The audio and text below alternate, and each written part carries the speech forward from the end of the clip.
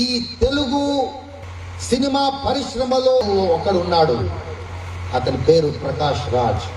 అతను క్రైస్తవుడు. అతని కుటుంబం అంతా కూడా క్రైస్తవులే.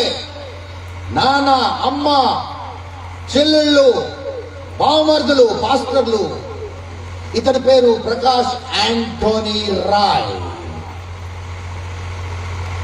యాంటోనీ తీసివేశాడు. ఎందుకంటే లోకానికి తెలియకూడదు అతను క్రైస్తవుడు.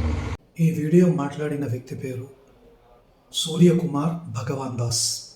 ఈయన చిన్న సైజ్ యాక్టర్ అండి. పోతే ఈయన ఏం చెప్తున్నాడు, ప్రకాష్ రాజ్ అనే వ్యక్తి, ఆయన అసలు పేరు ప్రకాష్ యాంటోనీ రాజ్. వాళ్ళ ఫ్యామిలీ మొత్తం క్రిస్టియన్స్, దాంట్లో చాలామంది పాస్టర్లు కూడా ఉన్నారు అని చెప్తున్నాడు.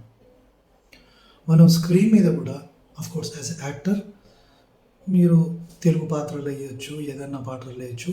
బట్ ఈయన చేసే యాక్టివిటీ ఏదైతే ఉందో, అంటే ఈయన ఒక కమ్యూనిస్ట్గా, ఒక నాస్తికుడిగా వేషాలు వేస్తూ ఉంటాడు, అలాగే మాట్లాడతాడు, హిందూ ధర్మాన్ని దూషిస్తాడు.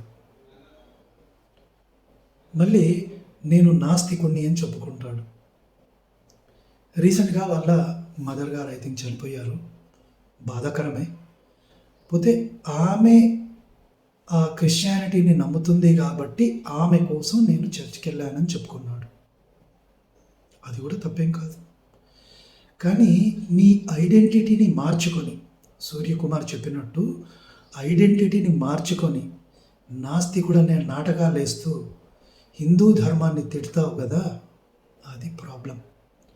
మరి ఎందుకు నువ్వెప్పుడు క్రిస్టియన్లను ఏమీ అనలేదు, క్రిస్టియన్ మతాన్ని ఎప్పుడు దూషించలేదు?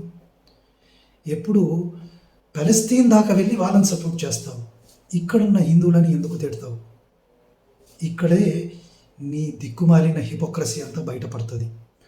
ఒకవేళ సూర్యకుమార్ చెప్పింది నిజమైతే నీ అంత పెద్ద యాక్టర్ ఉన్నాడు, నిజ జీవితంలో పనికి మాలిన యాక్టింగ్ చేసేవాడు నీకంటే పెద్దవాడు ఇంకా ఉండడు.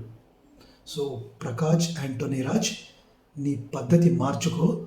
నేను క్రైస్తవుణ్ణి అని డిక్లేర్ చేసుకో, అంతేగాని నేను నాస్తికుణ్ణి, నేను ఏది నమ్మను అని ఇలాంటి విధవ నాటకాలు ఆడకు.